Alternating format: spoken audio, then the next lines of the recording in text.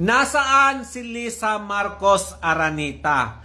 Naniwala na kayo na wala dito sa bansa si Lisa Marcos Aranita at pinaglololoko lang tayo ng fake news peddler na si Attorney Castro, yung nasa PCO na kerereng na abogado.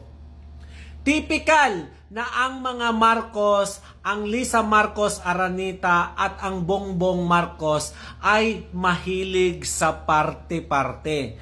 Pero this time, nakita natin ang kanilang anniversary ay walang parte-parte together with her friends. Dahil wala dito si Lisa Marcos Aranita kasama ni Tatay Digong sa Dahig.